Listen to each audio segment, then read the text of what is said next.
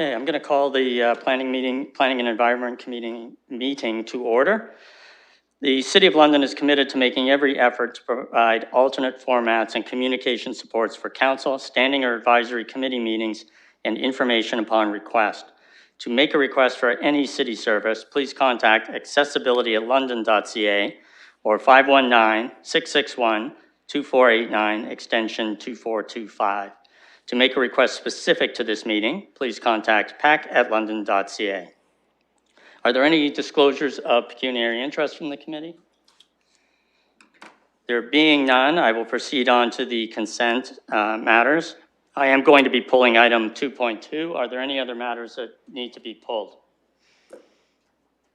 If not, then I will put the, do you want to pull something, Councillor? I need someone to move and second the rest of the consent matters. Moved by Councillor Lewis, seconded by Councillor Hillier. Anything, comments or questions on any of the other matters? Councillor Hopkins, go ahead. Yeah, thank you, Mr. Chair. And I just want to thank staff for the two reports, the annual report on the building permit fees. It is good to see our reserve fund going up. I know we're not where we're supposed to be yet, but it is important that we build that reserve fund. And I do want to make a quick comment regarding 2.4 as well with the monthly building division report. As you can see, there's a lot of applications that are being processed, and I know it's busy times over at the building division, given that they are churning out, I guess, 21 applications a day, which is just unbelievable. So having that reserve fund for opportunities to get more supports in the building division is very important. So those are my comments. Thank you very much. Any other comments on the consent matters? There being none, I will call the question.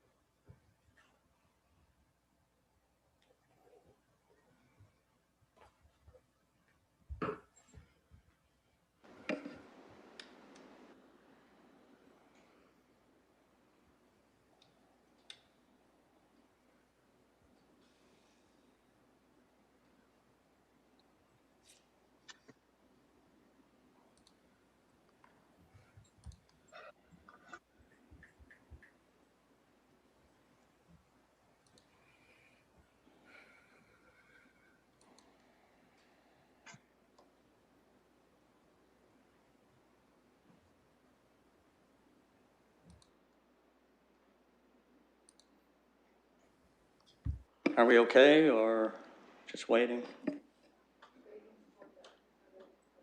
Okay.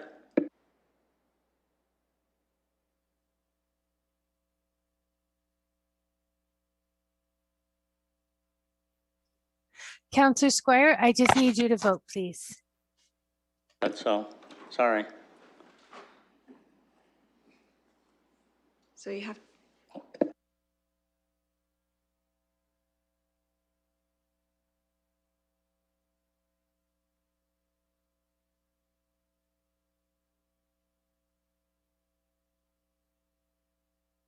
Sorry about that.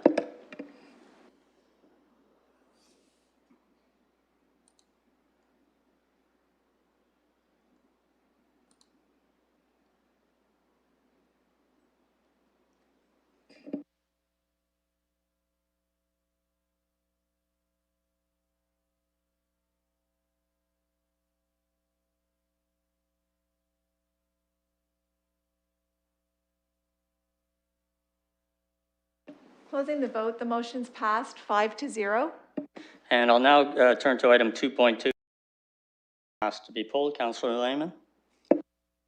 Thank you, Chair.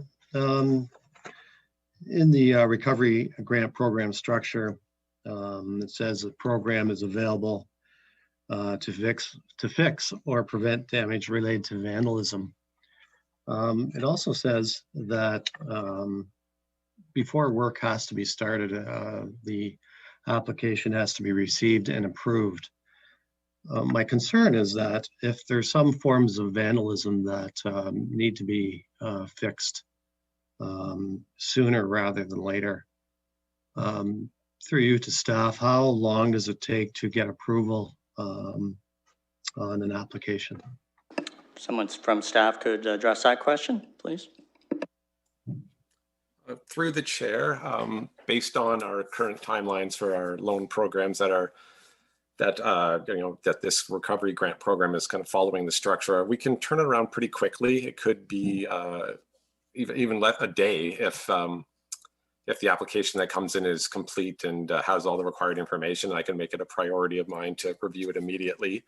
The grant itself, once approved, can take 2 to 3 weeks for the actual check to show up. That would be where the longer delay might be, is actually waiting for the physical check to arrive. Councillor Lehman. Through you, Chair. What's the purpose of requiring an application to be made and approved before getting the repair done? Like if I was to have like a door smashed in and I went ahead and repaired it immediately to prevent, for concern for security, and then applied, and it was turned down because of, for whatever reason, then I'm out of luck. What is the logic behind not granting funding for projects that are already completed? Staff. Through the chair, yep. So the logic behind that again is this recovery grant program is based on our loan programs, which require staff to review an application. That is really to ensure that what is approved is actually gets done as it's approved. And I guess is one way to put it. This is generally for larger facade improvements and things like that. So if somebody's going to make changes, that they actually make those changes as they were approved, and we hadn't provided them money and they then did something else that wasn't what was approved. If Ms. O'Hagan or anyone would like to offer or elaborate on that, please do so. Is there any other staff? I get the point. I think of what you've said. Is there someone who could actually enlarge on that answer? Yes, through the chair, this is Ms. O'Hagan. So another reason for receiving an application and approving it beforehand is to ensure that we're getting 2 quotes. So we want these to be competitive bids to ensure that work that's being proposed is not charged at a rate and to ensure that we have multiple bids to ensure the city is kind of granting or funding the lower of those bids. So that's another portion of or another reason why we do have the application. And to just elaborate a little bit more in terms of the timeline. So our team is really good at getting things approved very quickly. And even in this process, we do have the existing loan structure, and that we could also have that sign off more immediately and just amend those agreements to allow for the grant once council, if and when council approves this in the future. Councillor?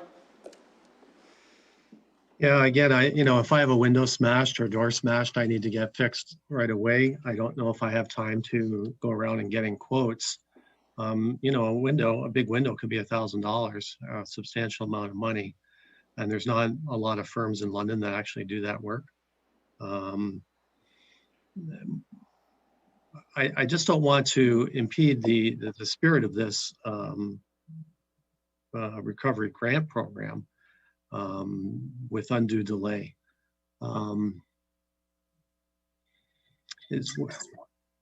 I'll go to other counselors right now. I'm just wondering if there is some wording of an amendment that could be done to address this.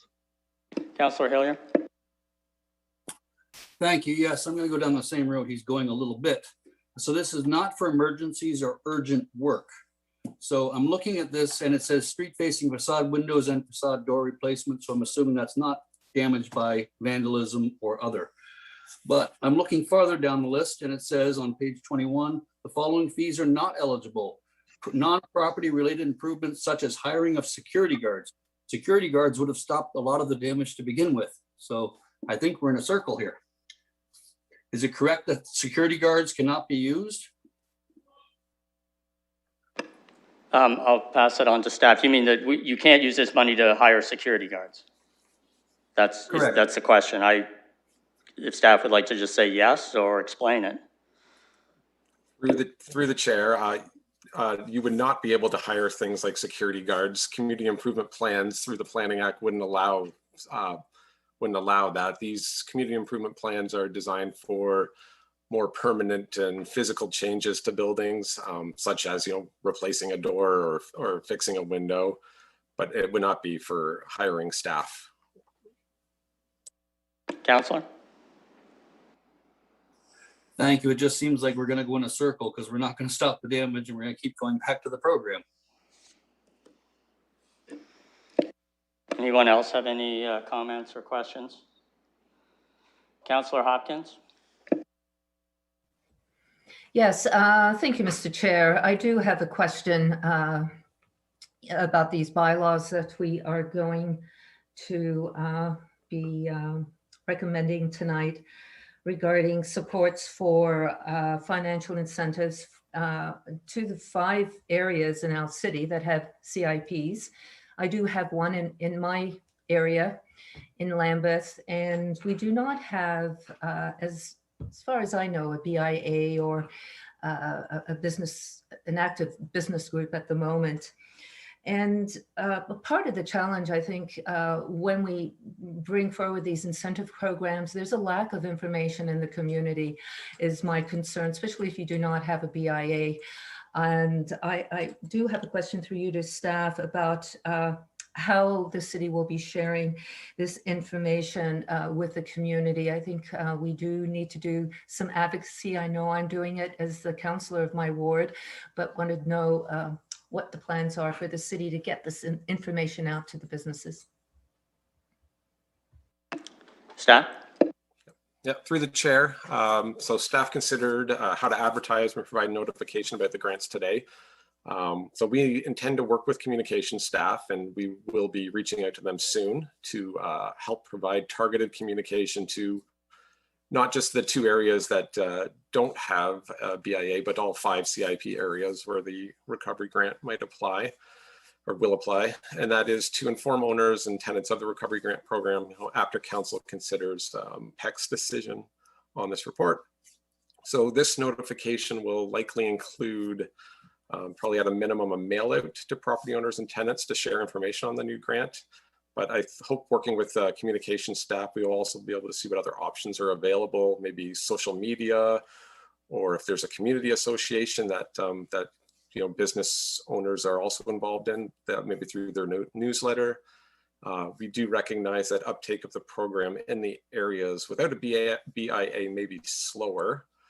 So that is one of the reasons why we did set aside a certain amount of funding to all CIP areas, just to ensure equal access to that grant. So if it takes a little longer for Lambeth and Soho who don't have the BIA to learn about the program, they're not going to lose out on the funding just because the other 3 areas do have that BIA.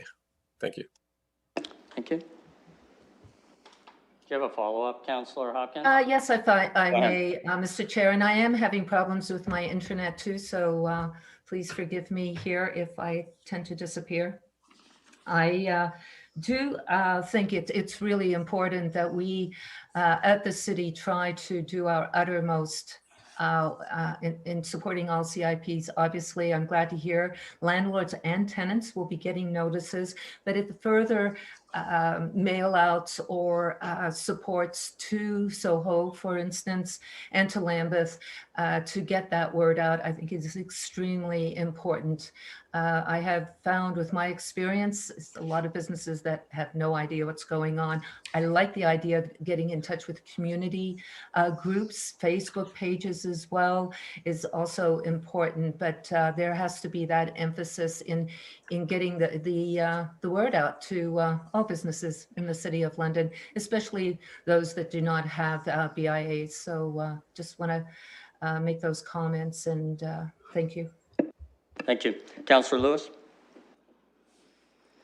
Thank you, Mr. Chair. And through you, I just want to share some comments with colleagues, and I am going to support this. That said, you know, and I say this respectfully through you, Mr. Chair, to Councillor Hillier, just like our own budgets, operating costs can't be covered by capital, and it's the same sort of situation here. This is much more of a capital grants program. But I also wanted to say that as much as it's important to be supporting business recovery, I also want to note that not every area that has a BIA currently has a CIP. There are other groups who are doing this kind of work as well, and they're having to do it on their own dime. The Argyle BIA has a graffiti removal, which is one of the recommended expenditures in this report, is doing graffiti removal out of their members' own levy.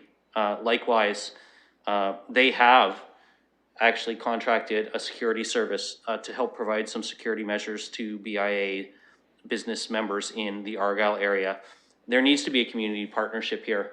I'm glad to hear Councillor Hopkins saying, you know, she's doing her part to get the word out. I think all of us on council have a responsibility to get the word out in our areas and to other community partners that we may know. While none of the businesses in Ward 2 will be able to access this, I do have connections in other parts of the city, and I will be sharing this information with them as well to make sure that where they're eligible, they're able to do so. So I'm going to support this, but I just wanted to make those comments and remind colleagues that this is not a magic wand that's going to fix everything, and we do need those private sector businesses involved with some skin in the game themselves. Thank you. Mayor Holden? Thanks very much, Chair. I'm going to support this fully. You know, it's when this was first brought to council, one of the things that it was intended to be was for the downtown area. And there was some concern and was extended beyond that. And so it was my feeling that this needed to be increased somewhat. That was turned down, and that's fine. But you know what? I recall a time, I'll say this to Councillor Lewis, when I was in a different level of politics, and we spent some time cleaning graffiti in his ward off some underpass type, I'll say a pedestrian tunnel. And that was us coming together as a community. And I thought that was us at our best. Not that the job I did was particularly good, but it's the spirit of it. And, you know, I think your point that while it's not quite capital, it's not intended to be for people. It's staffing. It's intended to be for project work. And so I want to applaud our staff as they put this together. Because again, what is this all about? It's all part of what we call recovery. And part of that recovery is confidence. And part of that confidence is making various areas in our city, well, not the whole city, but in various areas in our city more livable. And I think I think it makes a great statement, and we need to support our businesses. So the fact it was extended beyond the original downtown, I applaud that and supported that. Had wished it had been more, but nonetheless, I think this is a great start. I think this will be, as the senior levels of government say, subscribed to fairly quickly and oversubscribed. So for those that want to get encourage their businesses, especially those in most need, to get in first, I think that would be useful, but I'm prepared to endorse it. Councillor Lehman, go ahead. Thank you. Thank you. I'm just going to circle back. I've had a chance to whip up a quick amendment here to address my concern of immediate repairs for vandalism due to security concerns. I sent it to the clerk and hopefully she can forward it to everyone. I'll just read it. It's a quick sentence. Retroactive applications will be permitted if immediate repairs to damage by vandalism are necessary for security of premises. All right. That's pretty clear. Someone prepared to second that. I think Councillor Lewis is prepared to second that. So this is an amendment, and I'll open the floor for, let's say, comments, not speeches on the amendment. Councillor Hopkins. Sorry, Mr. Chair, the mayor's hand was up before mine. No, it's fine. You go ahead. Okay. So I recognize you, Councillor.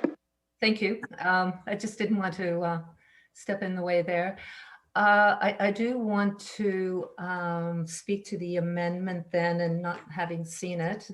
I'm just kind of going by what I've heard.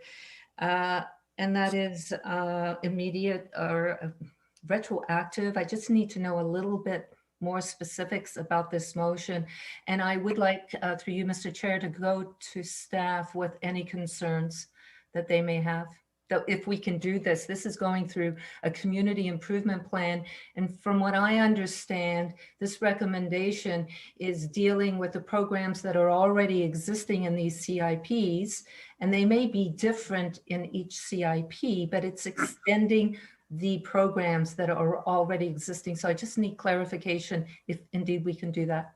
Maybe I can help you first on clarifying, and Councillor Lehman will correct me if I'm wrong. I think what he's saying is if there's some damage due to vandalism that needs immediate repair, in those situations, people could apply retroactive to the repair and it would still be approved. And just those situations where people cannot wait to do a repair, obviously because of weather and security and other issues. If Councillor Lehman, if that's wrong, you can let me know. Otherwise, that's what I think it is. It says.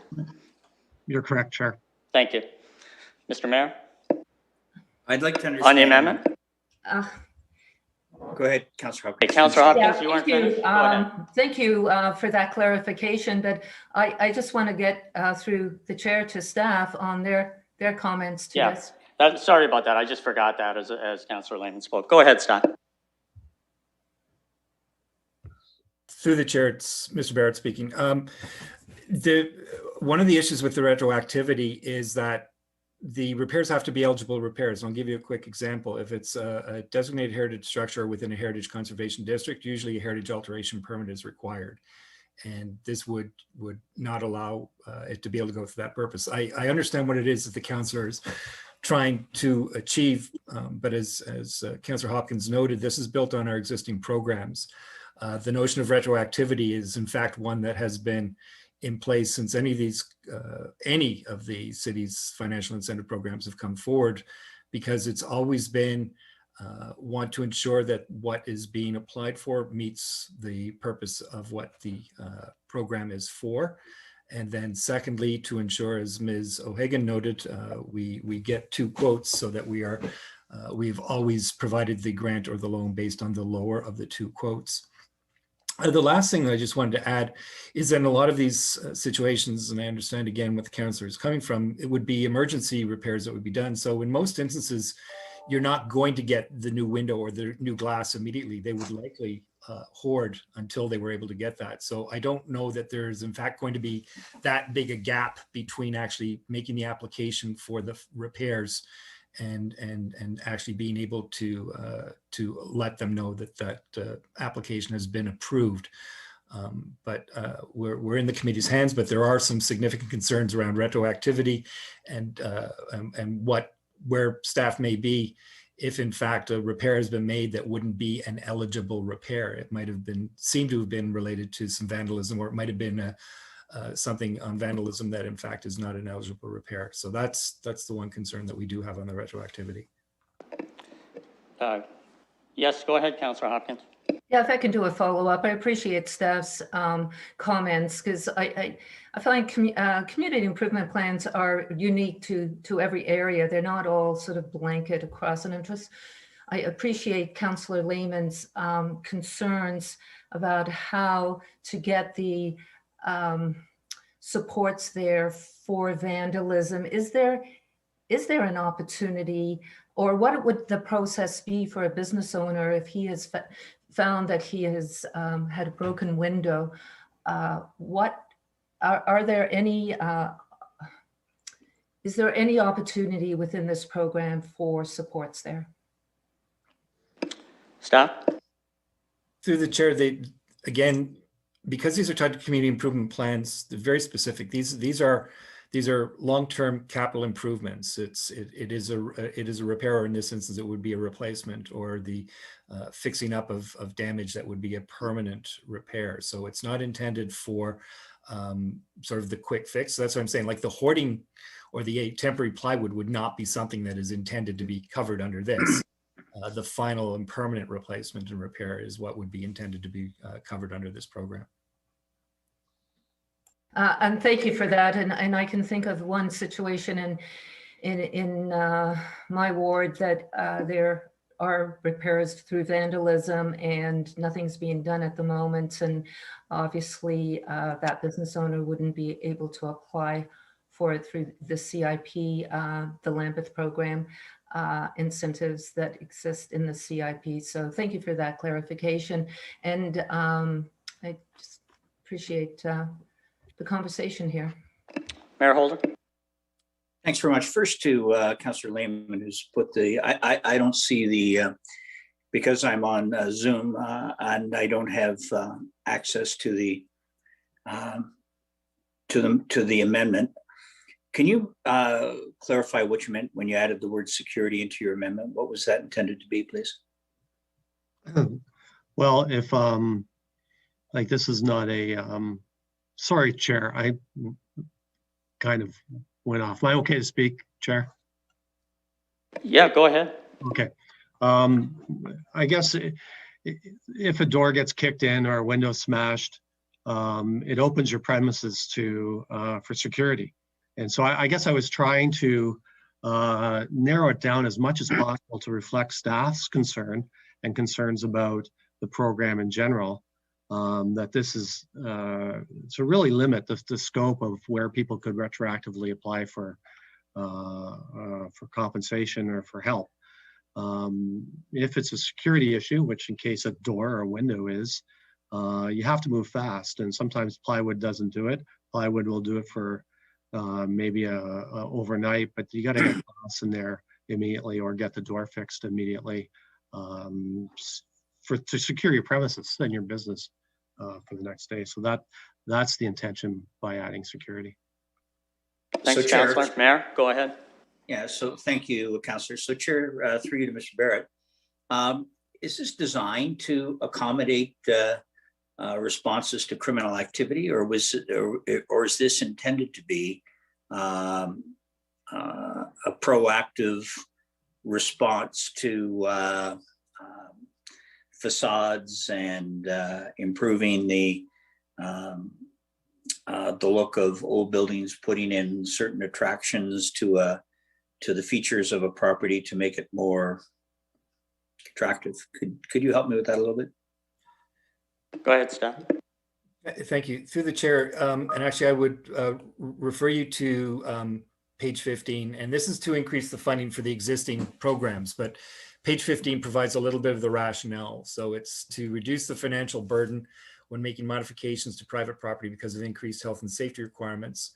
It's available to assist with exterior property modifications to improve facades, to increase the visual attractiveness, and to fix or prevent damage related to vandalism. So it's a little bit of both. It's a proactive to undertake some facade improvements and increase the curb appeal, make some proactive changes that might prevent damage related to vandalism, and then lastly, to fix damage that might arise as a result of vandalism. Ms. O'Hagan might be able to jump in with anything else if I've missed anything. Ms. O'Hagan, did you have anything else? No, Chair, nothing to add there. Thank you. Mayor, are you finished, or do you have something else? No, I've never finished, Chair. So there's a lot of work that we're trying to put into this for a $250,000 piece. And and so maybe through you to Mr. Barrett one final time, what can you be more explicit if this amendment was to go through? What is the concern about it? Is it because of what I'm sensing is the counterintuitive intention of other programs that are currently in place? Just help me with that and just respond as well to me for my benefit, please. The issue around retroactivity, because that seems to be a sticking point on this as well. Mr. Barrett? Thank you. Through the chair, I'll go to the first part first. I guess the example I gave is that it's to ensure that it fully met all the program requirements. And as I indicated, in some of these areas, it could be within a heritage conservation district. And depending on the nature of the works, a heritage alteration permit may be required. That may not always be the case, but very often where there's a facade improvement, a heritage alteration permit may be required. So that we like to make sure that that process is being done and we can run those processes concurrently. As Mr. Bailey said, we recognize the importance of this. This is a recovery program, so this is something we need to do immediately. The whole notion of the retroactivity is that, again, the program's always been set up such that we know what the works are going to be when you make the application, and we know what the basis is when that application is done. It's not to improve something that pre-existed before the condition.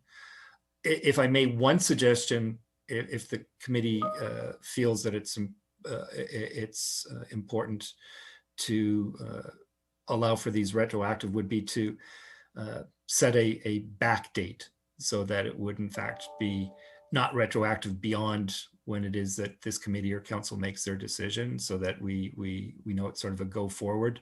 So we're not dealing with conditions that might have already occurred or some other date like that might deal with the retroactivity. So Chair, finally, if Councillor Lehman was comfortable with that as of council, I don't know how we can approve anything that exists prior to council's approval regardless, but if that were the case, and he could get to the point where it would be effective as from the approval date of council, I could support it. If not, I'm struggling with it, I must tell you. That's it for me, thanks. Okay, I'm going to ask Councillor Lehman, are you already all right with that limitation on retroactivity being added? Definitely. All right. Anyone else wish to speak to the amendment? Councillor Hopkins? Yeah, I won't be supporting the amendment, and I appreciate Councillor Lehman's amendment, though. I think it is something that is important, but as we can see in the recovery grant program structure, there's already opportunities to fix and prevent damage related to vandalism. And I'm not really sure what this amendment will do.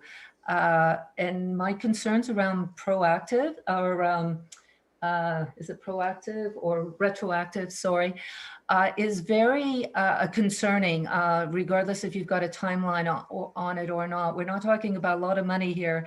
And I know CIP programs, the reason they exist is that a lot of work went into them, and loan programs were developed through that process. There's a reason why we have CIPs, and I don't think we really should start to, I guess, pick away at the process that was already undertaken. We do have programs that exist, and we're just expanding on them, and there is room for what Councillor Lehman is proposing as well. So I won't be supporting the amendment, even though I appreciate where it's coming from. All right. Mayor, did you want to speak again? You're on mute. Makes it harder to speak. Thank you, Chair. You know, in insurance, we used to do something called coordination of benefits. You can listen, Councillor Squire, you don't have to get it, but here's the thing. If there's a program already in place, then that might obviously preclude the need for this. And if it's the first payer or the payer, then does that not solve part of this challenge? Is that a question, Mr. Mayor? That's a question to Mr. Barrett. Or for staff? Mr. Barrett, please. Oh, Mr. Barrett. Go ahead, Mr. Barrett. I'm sorry, I'm not familiar enough. I apologize with sort of the insurance terminology as to.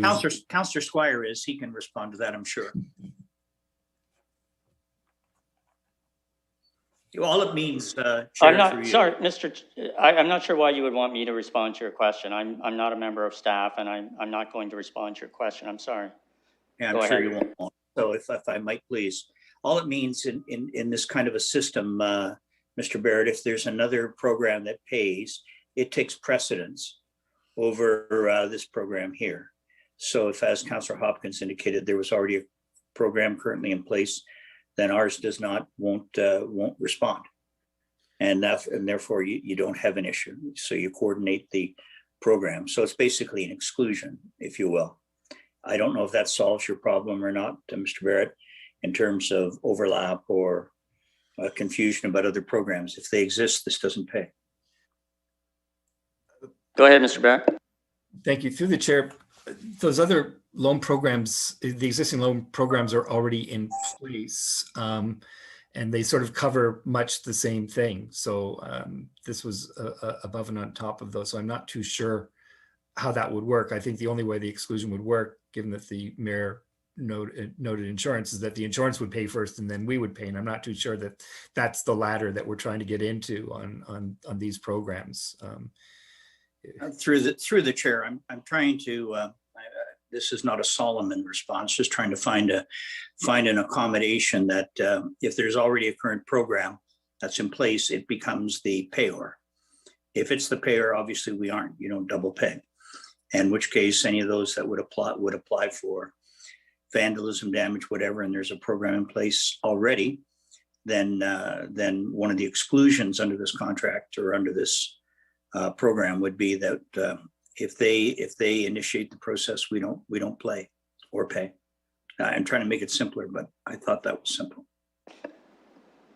That doesn't need a response to. Okay. Anybody else wish to speak on this, on the amendment? Councillor Lewis, go ahead.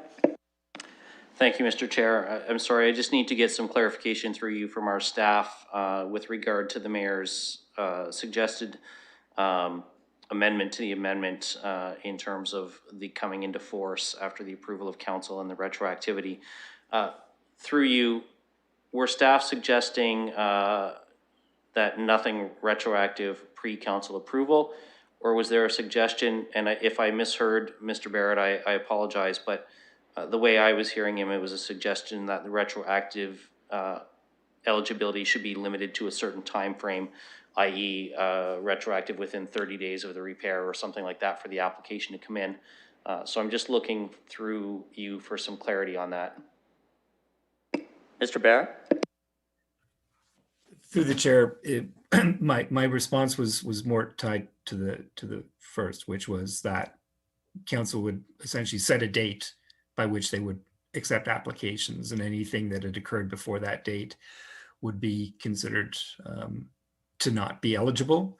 But as Councillor Lewis, I believe, has noted, that's not going to still deal with the issue of retroactivity, because if, to the point that Councillor Lehman was making, somebody, a property has incurred some damage and they want to get it fixed right away, and they go ahead and fix it and then make the application, even if they did that after council approved this, that would still be considered a retroactive application and under the guidelines would not be eligible. I mean, I could also, I guess, remind council that under all of your programs, there is a process whereby we bring forward, so we essentially take it out of the administrative approval, and for projects that we would suggest would be eligible but were retroactive, we have brought those before the committee and council. So in other words, we've said these don't meet the administrative guidelines for our approval, but it's a retroactive application that there may be merit in the application, and at that point, committee and council can deal with it. So again, that's not going to completely address Councillor Lehman's concern on the immediacy of it, that the person's going to know I can get this fixed and I'm still going to get my money. It's going to say, well, I get this fixed. I then would have to bring forward a retroactive application and it would come before committee. That's another option that exists already in our programs. It becomes a little cumbersome, but it is there. Council? Okay, thank you for that, Mr. Baird. It was very helpful to hear that, and understanding that you were talking to the first option is helpful. I would not want to put a business owner through a situation where they have to wait one or potentially more cycles of committee and council before knowing whether or not they were going to get a grant for a repair that they had to undertake, which is why with the amendment that the mayor has suggested to the councilor's original proposal, I'm going to continue to support this. I understand Councillor Hopkins' concern about there's programs in place and being reluctant to tinker with them. But I would say, you know, again, we are in a pandemic situation and this is a recovery grant program. It's not exclusively a CIP grant program. It was built on those, but I think that there does need to be some room for flexibility. And as Mr. Barrett noted, there can be some complications in terms of moving forward with regard to things like heritage alteration permits. I don't think that this would change the eligibility. If you didn't meet the heritage alteration permit, you're not going to be approved anyway. So I think, you know, there are some other checks and balances in here, but I can see in the recovery period there being a need for urgency. And as much as it's great to hear that staff say in some cases they might be able to turn it around as quick as a day, you know, might is a great intention, but it doesn't necessarily mean that it will be able to happen that way. I don't presume to or assume to say that staff wouldn't do their very best, but sometimes there are barriers to that being the reality. So I think a little bit of flexibility here is valuable. I'm going to support it with the clause that retroactivity applications are only eligible after the period at which council has approved this. So I hope others will as well. And it's been an interesting discussion. Thanks. Anybody else wish to speak just to the amendment at this point in time? You'll have a chance again to speak to the motion itself. Okay. Is it possible to get the wording in front of councillors with the change that the mayor suggested? So it should be on the screen. All right. That retroactive applications be permitted if immediate repairs to damage by vandalism are necessary for security of premises as of May 4th, 2021. Okay, thank you. Anything further, councillors? All right, I'll call the vote on the amendment. Chair, I'll vote yes.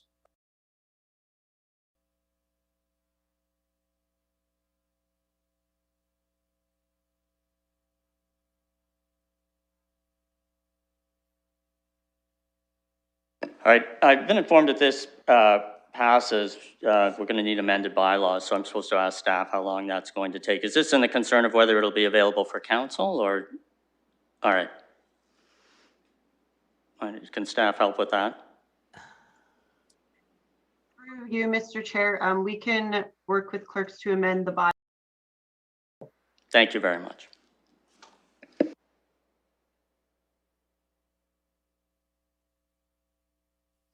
And that carries 5-1. All right, now we'll go to the main motion as amended.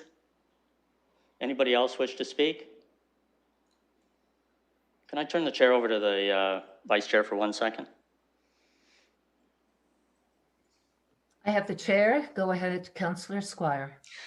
Thank you very much. I know people are extolling what a great program this is and how it will help people. I just want to say I didn't support it initially because it provides no benefit to the ward that I represent, which is Ward 6. And it was, we were not included in this, and I spoke strongly at that. So that being said, I'll accept that this is the method of it being done, but certainly I want to repeat that because it's extremely important to me. Thank you.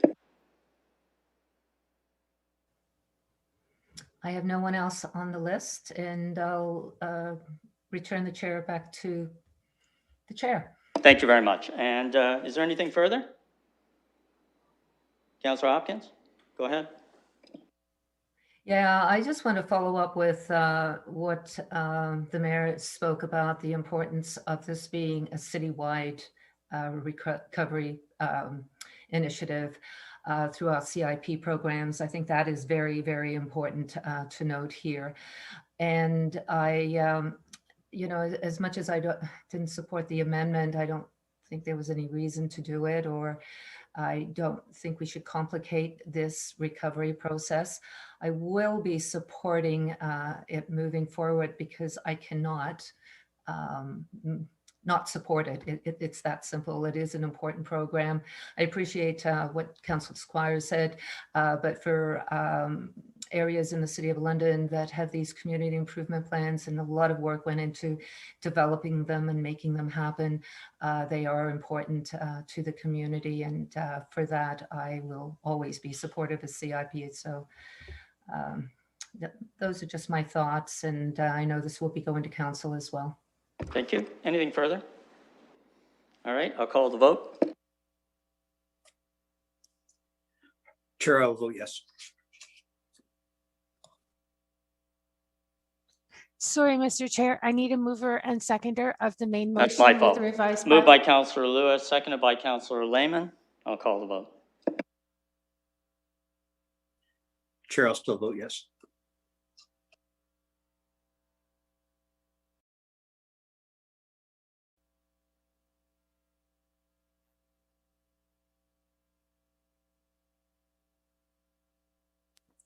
Closing the vote, the motion carries 6-0. Moving on to the scheduled items. The first item is the public participation meeting related to a demolition request for dwelling at 88 Wellington Road. I will need a motion to open the public participation meeting, opened by Councillor Hopkins, seconded by Councillor Lehman. Anything further on that? Then I'll call the question.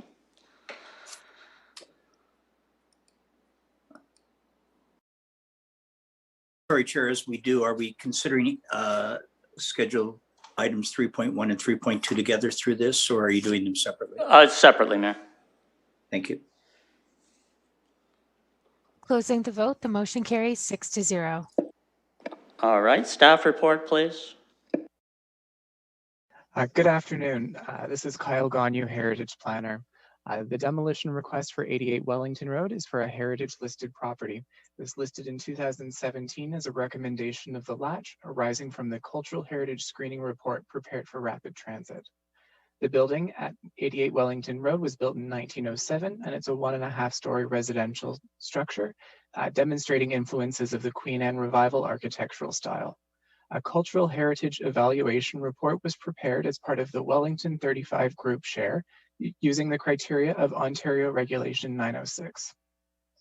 The evaluation found that the property did not meet the criteria for designation pursuant to the Ontario Heritage Act.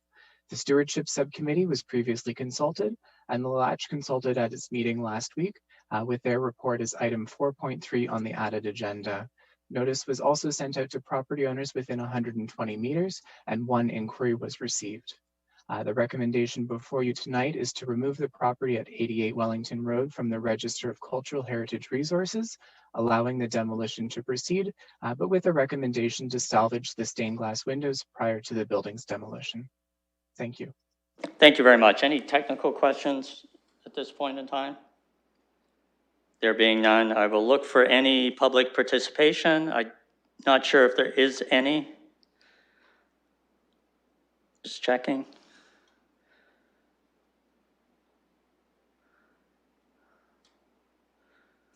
Mr. Chair, there's no public waiting to speak. All right, thank you very much. So I will look for a motion to close the public participation meeting. Moved by Councillor Lewis, seconded by Councillor Lehman. If there's nothing further, I'll call the vote on that. Chair, I'll vote yes. Thank you.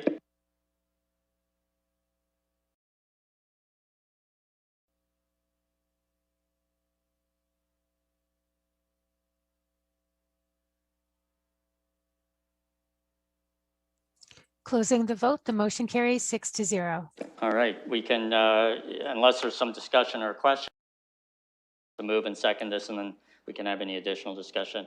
Moved by Councillor Hopkins, seconded by Councillor Lewis. Any comments or questions? Councillor Hopkins? Yeah, I'm happy to move it. I know we are receiving a latch report at the end of this meeting. There is reference to the two properties and latch supporting the demolition. So I appreciate that in the report. I think it's important to note that. The other thing, I just have a quick question about the stained glass windows. What happens to them? Where are they kept, or what's the process? Mr. Gagnon? Thank you. And through the chair, it's a recommendation really to try to save those elements that are of value and can be used elsewhere. The city, however, is not involved in storing or finding future uses for those. It's really a nod and identification in the demolition to ensure that those features don't end up in a landfill. As I'm sure many would recognize, there's a market and appetite for those features to find better homes than a landfill. Thank you. Anything further, Councillor? Anything further? Questions, comments? I will call the question. Chair, I'll vote yes.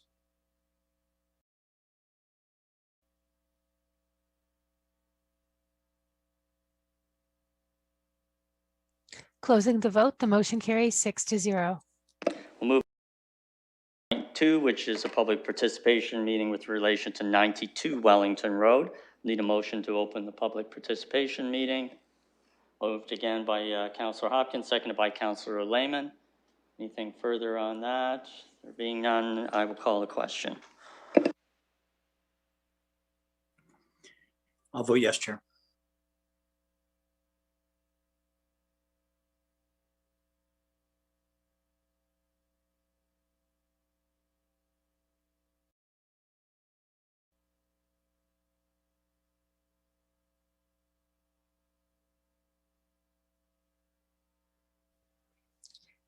Councillor Lewis, please.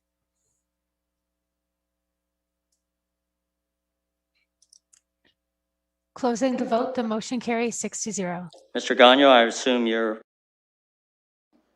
Yes, thank you, Chair.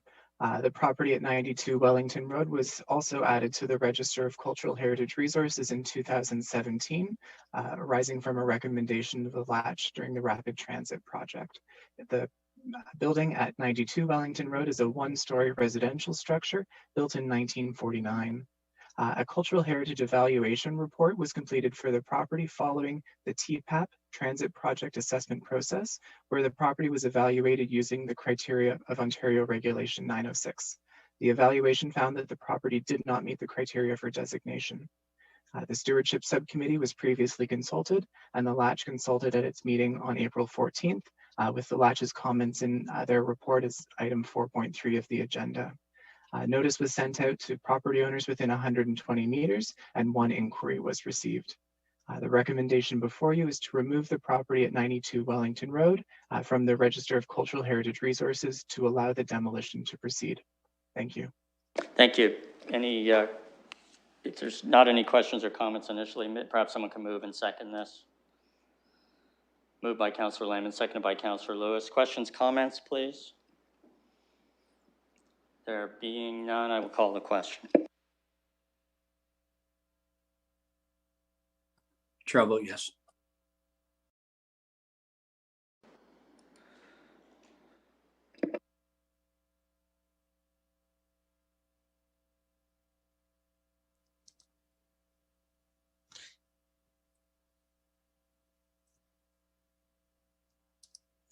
Closing the vote, the motion carries 6-0. Thank you very much. We'll now go to item 3, participation meeting with regard to Khalil. Sorry, Mr. Chair, that was to close the public participation. Oh, well then I'm way ahead of everyone. Is someone prepared to move the recommendation? Moved by Councillor Lewis, seconded by Councillor Lehman. And then we'll have discussion. This is on the main motion. Someone wish to speak on that? Then I'll call the question.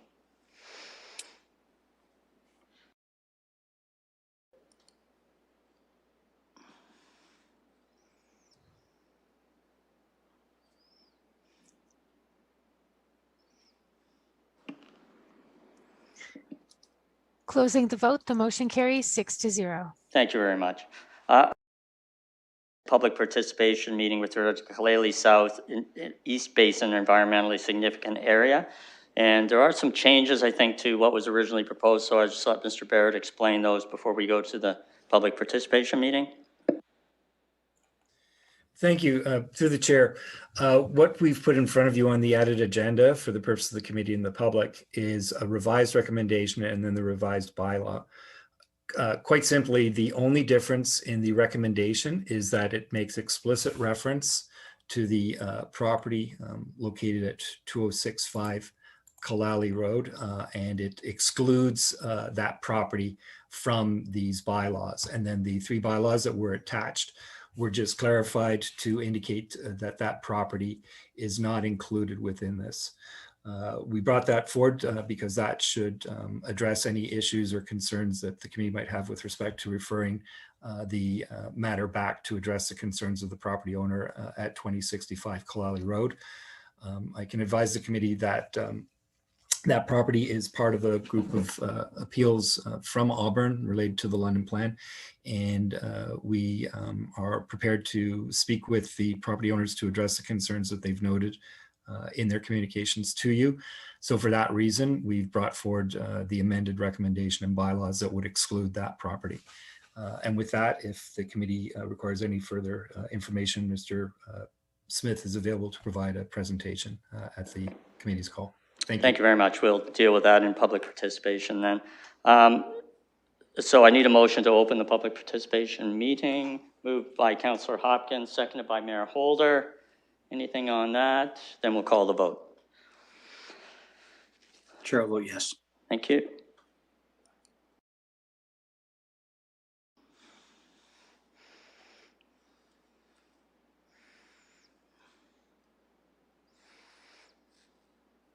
Closing the vote, the motion carries 6-0. All right.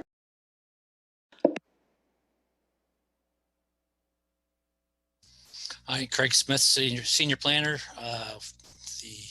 This is a report on Kaleli South East Basin environmentally significant area. I did provide a set of slides with the added agenda that you can follow along with. The next slide shows the area of the proposed or of the study area for the EIS and the EA that occurred on the site. It's a area that's located on the east and west side of Clark Road, south of the river, and essentially halfway up the concession line off of Kaleli Road in the area that hasn't been yet developed. An environmental impact or environmental assessment has occurred on the site to deal with the stormwater management for the area. Through that EA process, council had recommended that staff initiate the official plan and zoning bylaw amendment to implement any of the recommendations in the required EIS for the municipal class environmental assessment, which this amendment is. And the next slide is the location of the ESA boundaries and other features. In this slide, it shows the extent of the ESA, which is essentially south of the river, north of Kaleli. It's shown on the map here as a pink line.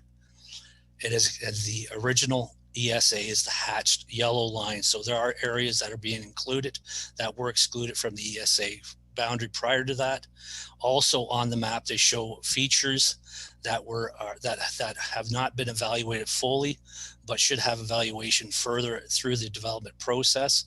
Those features include wetlands north of Kaleli and an unevaluated vegetation areas on the south side of Kaleli Road, as well as a couple of wetland features.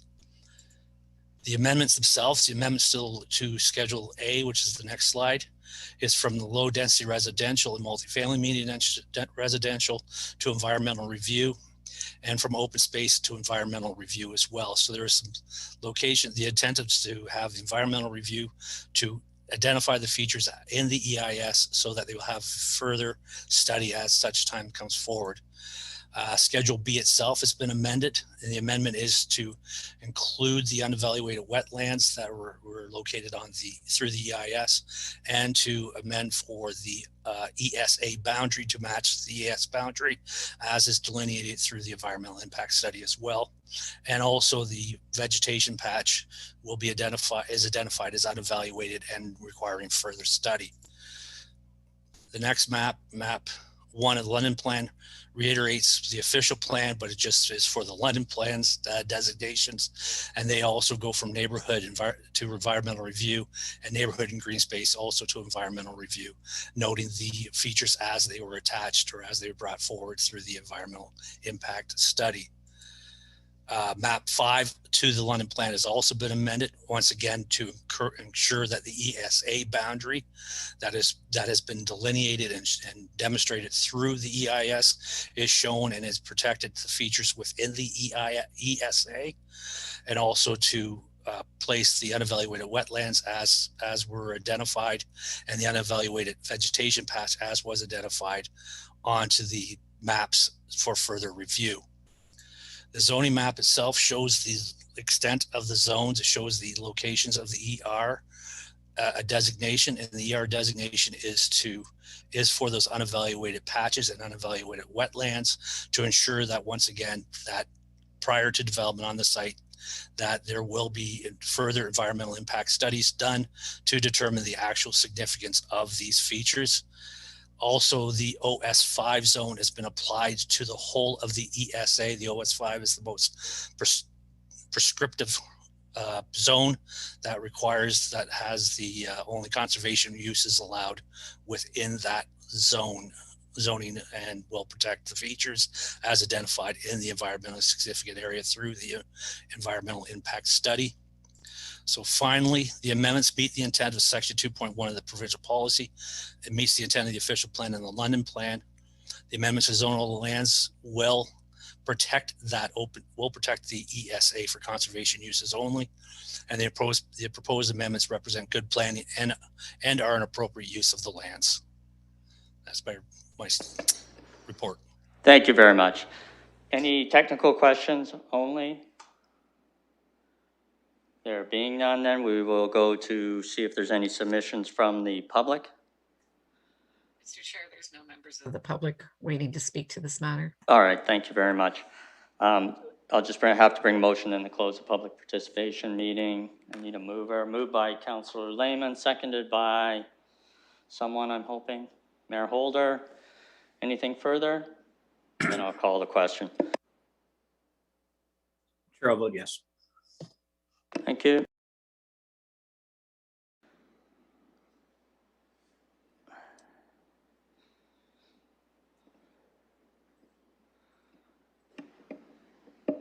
Closing the vote, the motion carries 6-0. Questions or comments with some correspondence from Auburn Developments? I assume that's been addressed by the amendment, but perhaps I'm wrong. But any questions, comments from the committee? Is someone prepared to move the recommendation? Moved by Councillor Hopkins, seconded by Councillor Lewis. Any further questions or comments? Councillor Hopkins, go ahead. Yeah, thank you, Mr. Chair. I just want to thank staff for bringing this forward as quickly as they did. I think it's an important feature, and acknowledging the importance of this feature is something that I'm very supportive. I'm glad to hear that staff and the applicant at the area that we removed from the ESA is going to continue the conversations with one another. I think it's really important that we put the highest zoning in this area in the land use, and as it was seen through the EIS, and really understanding the high quality and natural area that exists in the Kaleli area, and the significant habitat and the biodiversity and the importance of protecting this important feature is something that I'm very supportive of doing. So I am also want to just acknowledge the fact that it does support the amendments that we're making. It goes in line with the provincial policy statement and the 1989 official plan, as well as the London plan. So happy to move it. Thank you. Councillor Lehman. Thank you, Chair. We had recently a lively debate on Meadow Lily, and I was wondering if staff could educate me on their thinking of why Meadow Lily was deemed appropriate to have townhouses built in that area, where this piece of property, in their view, needs to be protected and not have development on. It would just help me in kind of understanding the planning process. Thank you. Thank you. Someone from staff address that, please. Through the chair, maybe I can take a quick stab at that. That's not the nature of the application that's before us this evening. This application is one that's which is very similar to something that we brought forward a Meadow Lily last year, which is as a result of environmental work that's done. It's a confirmation of the limits of the environmentally significant area. So that's what's in front of the committee today, is to confirm the limits of the ESA. This isn't a development application where there would be the application policies to see whether or not the application of those policies that would provide for the development adjacent to an ESA would apply. That's not what was considered in bringing this forward to you this evening. This was merely to bring forward the recommendations that arose from the EIS work that was done through the environmental assessment that confirmed both the limits of the environmentally significant area and then identified other features for further evaluation. Thank you. Anything further from committee? This matter's been moved and seconded. I will call the vote.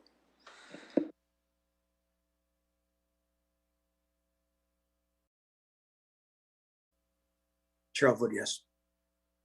Thank you. Closing the vote, the motion carries 6-0. Moving to items for direct. Have is the second report of the Trees and Forests Advisory Committee. I don't know if there's any questions or comments. Otherwise, we can move to receive the report. Are you moving it, Councillor? Yeah. Move to receive and file. I need a seconder. Councillor Lehman. Anything further? I'll call the vote.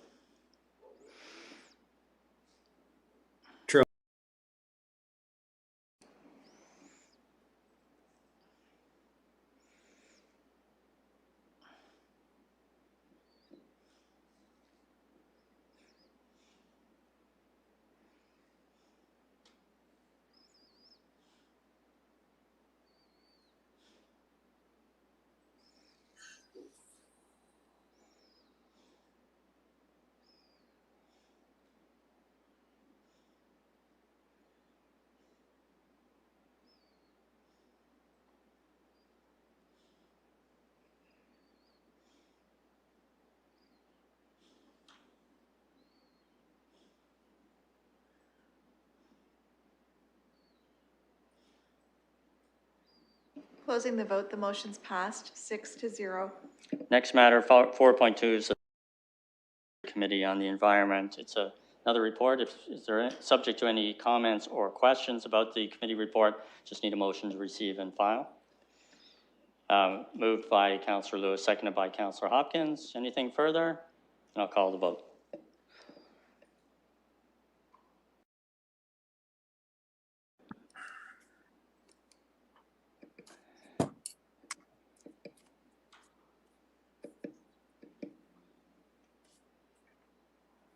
Closing the vote, the motion carries 6-0. And the last report is the Committee on Heritage, which contained the recommendations with regard to the two properties we discussed earlier. So subject to any questions or comments, I just need a motion to receive and file.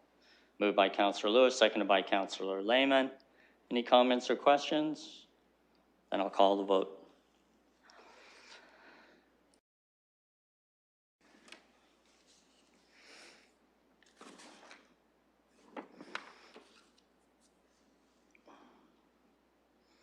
Closing the vote, the motion carries 6-0. And I'm not aware of any deferred matters or additions. Go ahead. Thank you, Mr. Chair, for recognizing me. I just want to make a quick comment about the Urban Design Awards that I understand are they're opening up the requests, I think April the 18th. And I was part of the awards a couple years ago, and I'm just so pleased that the City of London does these awards. And it was quite interesting to be part of that process where we at planning here see the applications and see that process, but never really see that final result. And it's really quite an exciting awards opportunity for us to acknowledge the great, the buildings from small buildings to large buildings to last time there was a People's Choice Award, and it really is a great opportunity to see the buildings as they come about and celebrate them. So I just wanted to make that comment. Thank you. Thank you, Councillor. Not aware of any other matters unless anyone has something. Then I'll just need someone to move and second adjournment. Moved by Councillor Lewis, seconded by Councillor Hillier, and we can just do a hand vote, please. Thank you very much, everyone, and have a wonderful evening. Thank you. Thanks. Good night.